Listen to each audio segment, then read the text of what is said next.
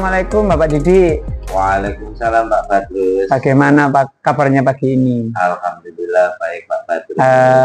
Seperti yang sudah kita rencanakan Bapak, hari ini kita kan akan mengadakan supervisi ya terkait tugas kita untuk melaksanakan supervisi kucing ya, seperti itu. Kita akan mendiskusikan terkait apa langkah-langkah apa aja yang nanti kita lakukan di situ. Mungkin saya bisa bertanya ke Pak Didi, kompetensi kucing apa yang ingin Bapak kembangkan? Saya akan menggunakan Alovirta untuk menggali pertanyaan terhadap coach saya nanti. Seperti itu. Iya. Kompetensi mana yang secara spesifik ingin diobservasi Bapak nanti? Saya akan mengobservasi tentang identifikasi dan memberi pertanyaan yang berbobot kepada coach saya, sehingga akan menggali informasi atau menemukan masalah pada coach saya, seperti itu.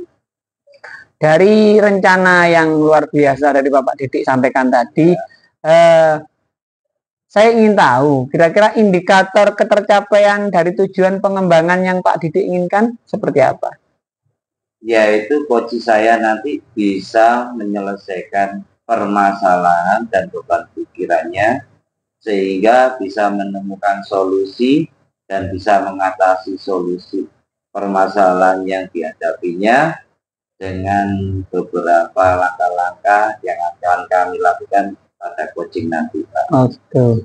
Nanti pada waktu pelaksanaan kucing nanti saya izin untuk mengikuti kegiatan jenengan gitu. Boleh, nanti boleh, seperti itu. Boleh, Bapak, boleh. Nggih, monggo kita siapkan dulu nggih. Siap, Assalamualaikum Pak Didi. Waalaikumsalam Pak Alim. Assalamualaikum Pak Badrus. Waalaikumsalam. Inarak Pak Alim. Nggih Pak Didi, matur nuwun. Bagaimana kabarnya Pak Alim? Alhamdulillah Pak Didi sehat. Sehat, alhamdulillah. Pak Didi bagaimana kabarnya? Sehat, alhamdulillah. Alhamdulillah. Pak. Oh iya, yang sesuai dengan yang kita janjikan kemarin, kita akan bertemu hari ini ya Pak Alim. Iya Pak Didi. Untuk membahas tentang permasalahan Pak Alim yang Pak Alim alami. Kira-kira masalah apa yang Pak Alim alami? Gini Pak Didi, saya itu punya masalah, punya unek-unek yang belum terpecahkan Pak Didi. Itu tentang kondisi kelas di dalam kelas saya Pak Didi ya. Iya. Saya menerangkan pembelajaran di dalam kelas itu Pak Didi, anak didik saya itu sulit untuk dikendalikan Pak Didi. Jadi saya memberikan materi itu, anak-anak itu rame sendiri Pak Didi. Oh seperti itu ya. Kira-kira kalau menurut Pak Alim, masalah yang terjadi di kelas itu, anak bisa rame itu kira-kira apa yang sedang terjadi pada anak-anak? Ya, yang pertama itu mungkin murid saya di kelas 3 itu terlalu banyak Pak Didi. Murid saya itu 37 di dalam kelas Pak Didi. Banyak juga ya Pak. Iya Pak Didi. Jadi saya kesulitan untuk mengendalikan anak-anak.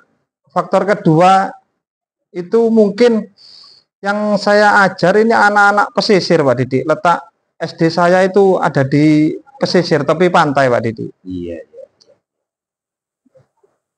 Kira-kira sebagai pendidik Pak Alim sebagai pendidik yang mempunyai banyak siswa di dalam kelas, langkah-langkah apa saja yang pernah Pak Alim lakukan ketika mendidik anak-anak dalam proses pembelajaran? Yang pernah saya lakukan itu Pak Didi, saya rubah tempat duduknya Pak Didi. Awalnya saya rubah tempat duduknya, saya rolling itu Pak Didi ya. Tapi belum maksimal, tetap saja anak-anak itu waktu saya menyampaikan materi, anak-anak itu tetap ramai Pak Didi. Oh seperti itu ya Pak. Iya. Setelah Pak Alim merubah tempat duduk, berarti tidak ada perubahan di dalam kelas itu? Tidak ada Pak Didi, belum maksimal Pak Didi. Belum maksimal. Iya. Baik. Setelah itu, setelah merubah tempat duduk, adakah model pembelajaran, pendekatan atau yang lainnya, metode yang Pak Alim gunakan selain merubah tempat duduk seperti itu? Tidak ada Pak Didik. Tidak ada. Iya. Oh, baik. Pak Alim sebagai pendidik di sini mempunyai kompetensi, yaitu bisa melihat situasi dalam proses pembelajaran. Iya Pak Didik. Apakah Pak Alim pernah mengikuti pelatihan bagaimana cara mendidik siswa atau model pembelajaran yang Pak Alim alami seperti itu? Pernah Pak Didik, saya itu mengikuti pelatihan online workshop itu Pak Didik ya. Di situ ada strategi pembelajaran yang untuk mengkondisikan kelas Pak Didik ya. Iya, iya. Yang pertama itu membuat keyakinan kelas Pak Didik. Betul. Yang kedua itu membuat pembelajaran yang berdiferensiasi Pak Didik. Jadi rencana saya itu ingin menerapkan pembelajaran seperti itu Pak Didik.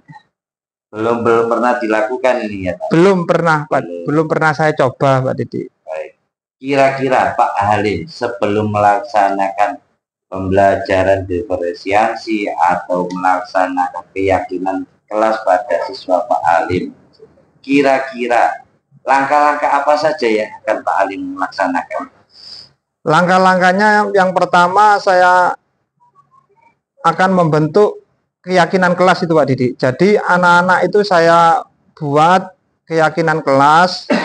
Harapan saya anak-anak itu bisa melakukan apa yang telah diutarakan Pak Didik.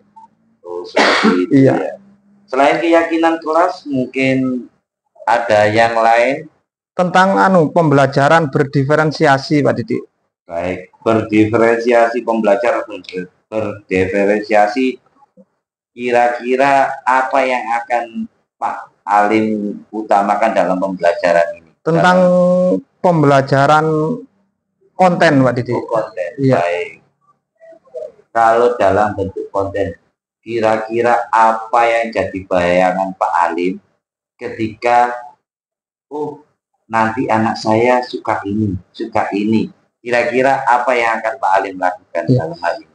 Jadi saya akan melakukan yang pertama itu mengelompokkan kesukaan anak-anak dulu Pak Didik. Jadi gaya belajarnya siswa saya itu saya kelompokkan dulu, mana yang suka konten, mana yang suka audio gitu Pak Didik, mana yang suka tentang gambar.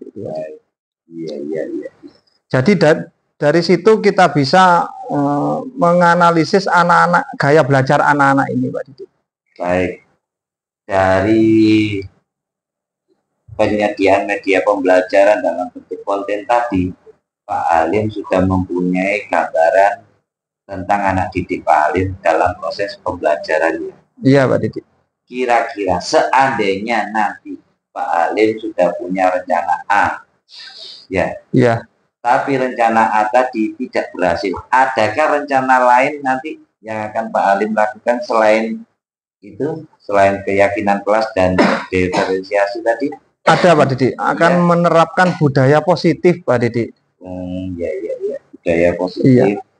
Kira-kira budaya positif apa yang Pak Alim laksanakan nanti? Budaya positif tentang pembelajaran di dalam kelas Pak Didik. Oh iya. Baik, Pak Alim sudah mempunyai beberapa langkah-langkah dalam menyelesaikan masalahnya ya. Iya Pak Didik. Setelah Pak Alim mengungkapkan beban pikiran Pak Alim tentang masalah Pak Alim, dan Pak Alim sudah mempunyai langkah-langkah yang akan Pak Alim laksanakan nanti, dan kira-kira kesimpulan apa yang Pak Alim dapatkan setelah coaching ini? Kesimpulannya saya itu yang pertama itu lega Pak Didik, bisa menceritakan ganjalan selama ini yang menjadi ganjalan saya. Baik. Terus yang kedua itu saya bisa menemukan strategi-strategi yang tepat untuk untuk pembelajaran di dalam kelas bersama murid saya Pak Didik. Baik. Kira-kira Pak Alim akan melaksanakan langkah-langkah Pak Alim tadi kapan? kurang lebih 2 hari saya lakukan Pak Didi. Baik, semoga ya Pak Alim. Iya Pak Didi. Pak Alim bisa melaksanakan apa yang sudah Pak Alim akan laksanakan, dan nanti Pak Alim bisa menyelesaikan beban pikiran Pak Alim, bisa menyelesaikan hambatan yang Pak Alim alami dalam proses pembelajaran. Iya Pak Didi. Ada pertanyaan yang akan disampaikan lagi Pak Alim? Sampun Ada? Pak Didi. Sudah lega Pak Didi, akhirnya bisa menemukan jawabannya sendiri Pak Didi dari permasalahan yang saya hadapi Pak Didi. Baik, alhamdulillah. Kalau seperti itu, kalau ada permasalahan lagi nanti Pak Alim kita bisa bertemu lagi untuk sharing pengalaman ataupun bertukar pengalaman ya Pak Alim. Iya Pak Didi, pasti Pak Didi. Ada yang lain? Sudah tidak ada? Sampun Pak Didi, sudah. Baik. Tidak ada Pak Didi. Kalau sudah, saya akhiri ya. Nggih Pak Didi. Ini semoga nanti Pak Alim bisa melaksanakan amin dengan lancar dan sukses. Cukup sekian dari Pak Alim. Nggih. Nggih. Monggo. Kalau pamit Pak Didi nggih. Assalamualaikum Pak Batrus. Waalaikumsalam warahmatullahi wabarakatuh. Wah, luar biasa tadi kegiatan kucingnya ya. Sama kucer siapa tadi? Pak Alim, nggih. Iya, Pak Batrus. Dari kegiatan kucing tadi, Pak Didi ya. Iya. Saya melanjutkan untuk setelah kegiatan supervisi tadi. Iya. Saya kan juga membutuhkan beberapa data lah terkait hal itu, gitu. Baik, iya. Yang pertama, mungkin saya bertanya sama Pak Didi, apa yang sudah dilakukan pada saat kucing tadi yang menjadi indikator ketercapaian pengembangan yang diinginkan oleh Bapak Didi? Yaitu saya menggunakan Allotheta, di mana Allotheta ini yang saya utamakan adalah mengidentifikasi masalah. Permasalahannya yaitu dari Pak Alim itu sulit mengkondisikan kelas anak didiknya. Dengan alasan kenapa? Karena terlalu banyak siswa, yaitu 37 siswa tadi. Selain itu didukung oleh kondisi daerah sekitar lingkungan sekolah, yaitu pesisir pantai tadi. Terus yang saya pakai langkah-langkahnya, indikator yang sudah saya lakukan, yaitu tentang yang dilakukan coach saya tadi, yaitu tentang strategi pembentukan keyakinan kelas. Itu yang pertama. Terus yang kedua, menggunakan pembelajaran berdiferensiasi. Itu yang langkah yang pertama. Setelah itu, ketika langkah pertama yang dilakukan coach nanti apabila kurang maksimal, coach saya tadi akan menggunakan rencana B, yaitu tentang budaya positif yang dilaksanakannya. Seperti itu Pak. Ya. Jadi dari hasil kucing tadi, ya, fokus pada area yang ingin dikembangkan Pak Didi itu di segi mananya gitu? Yaitu memberikan pertanyaan yang berbobot Pak, agar dapat menggali informasi tentang masalah yang dihadapi coach saya tadi. Dengan adanya pertanyaan berbobot tersebut, maka si coach akan dapat terfokus dengan masalahnya dan nanti bisa mempunyai solusi tersendiri yang akan dia laksanakan. Seperti itu Pak.